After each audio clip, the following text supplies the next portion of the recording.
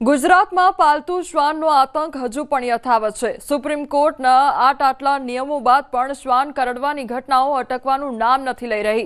શ્વાન રાખવા માટે કેટલાક નિયમો બનાવવામાં આવે છે, જેમાંનો એક નિયમ છે લાયસન્સ રાખવાનો। શ્વાન રાખવા લાયસન્સ લેવું ફરજિયાત છે, તો પાડોશીઓની મંજૂરી લેવી તેમજ સોસાયટીના ચેરમેનની મંજૂરી લેવી પણ ફરજિયાત છે।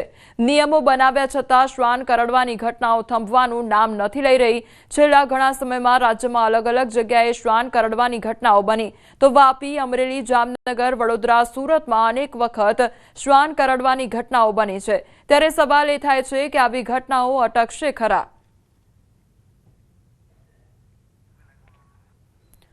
રાજ્યભરમાં જે રખડતા શ્વાન છે તેમનો આતંક વધી રહ્યો છે। તો દિવસે ને દિવસે આ પ્રકારની ઘટનાઓ સામે આવતી હોય છે કે જ્યાં શ્વાનના હુમલાઓ જોવા મળતા હોય છે અને જેના કારણે લોકો હેરાન પરેશાન થઈ રહ્યા છે। તો આટલા નિયમો બનાવવામાં આવ્યા હોવા છતાં પણ આ પ્રકારની ઘટનાઓ વધતી જઈ રહી છે। તો બીજી તરફ લોકો હજુ પણ આશ રાખીને બેઠા છે કે તંત્ર તરફથી કોઈ કામગીરી કરવામાં આવે અને જે રખડતા શ્વાન છે તેમને પકડવામાં આવે તે પ્રકારની આશા લગાવીને બેઠા છે। કારણ કે જે રસ્તા પર પસાર થતા બાળકો છે તે સૌથી વધુ ભોગ બનતા હોય છે, જે વૃદ્ધો છે તે સૌથી વધારે ભોગ બનતા હોય છે અને તેમને હાલાકીનો સામનો કરવો પડતો હોય છે।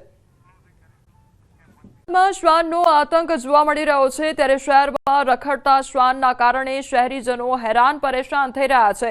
પાલડી વિસ્તારમાં એક વ્યક્તિને શ્વાન કરડ્યું, તો હીરાબાગ ક્રોસિંગ પાસે એક શ્વાન 5 થી વધુ વ્યક્તિઓને કરડ્યું હતું। શ્વાનના હુમલાના સીસીટીવી ફૂટેજ પણ સામે આવ્યા છે। એક જ દિવસમાં અનેક લોકોને શ્વાન કરડવાના કિસ્સા સામે આવ્યા છે। તો શ્વાનનો આતંક જોવા મળી રહ્યો છે। અમદાવાદ શહેરના આ વિડીયો સામે આવ્યા છે કે જ્યાં એક જ શ્વાન દ્વારા 4 થી 5 લોકોને કરડી લેવામાં આવે છે અને તે અંગેના સીસીટીવી ફૂટેજ પણ સામે આવ્યા છે કે જ્યાં એક વ્યક્તિ એક્ટિવા પર શાંતિથી બેઠો હતો અને અચાનક જ શ્વાન આવી પહોંચે છે અને તે કરડી જાય છે। એટલે કે શ્વાનનો આતંક લોકોને સતાવી રહ્યો છે, લોકો હેરાન પરેશાન થઈ રહ્યા છે।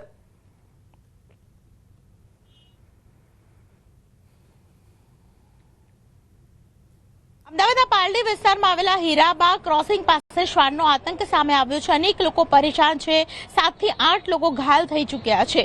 આપ જે બાળકને જોઈ રહ્યા છો, આ કણસતું બાળક કે જે ભોગ બન્યું છે શ્વાનના આતંકનું। 18 નવેમ્બરની રાત હતી કે જ્યારે બાળક રમતું હતું, અચાનક જ શ્વાનનો ભોગ બન્યો। આવા એક બે નહીં પરંતુ 7 થી 8 લોકો પરેશાન છે, 7 થી 8 લોકોને કરડવાના કિસ્સા સામે આવ્યા છે। બેટા, શું થયું હતું તારી સાથે? હું ટ્યુશન જવાથી નીચે ઉતરો અને આ ચંપલ પહેરતો તો ઘરે જાળી ખોલીને અને પાછળથી આવ્યું ને અહીંયા કરી લીધું। કરડી લીધું? હા। અચ્છા, અને અચાનક જ આવીને કરડી લીધું? હા। અચ્છા, તારી પહેલા બીજા કોઈને કરડ્યું હતું? હા। બહુ બધા લોકોને કરડ્યું? ના, એક જણાને। એક જણાને? હા। આ જે ભાઈ છે તે પણ ઘણા બધા લોકો છે તે શ્વાનનો ભોગ બની ચૂક્યા છે। બેન, આ રીતે બાળકને કરડ્યું એ પહેલા પણ અનેક લોકો ભોગ બની ચૂક્યા છે। આપણે કોર્પોરેશનને કોઈ જાણ કરી હતી? કરી હતી। શું કીધું પછી? એ લોકો તો કહે છે કે આવી છે પણ હજી કોઈ આવી નથી। અમારે જે પરમદીની વાત છે કે 3-4 વાગ્યા સુધી અમે કમ્પ્લેન કરી હતી, પણ એ લોકો કે અમારામાં નથી આ। અચ્છા, એટલે કેટલા લોકો ભોગ બન્યા હતા તમે કમ્પ્લેન કરી?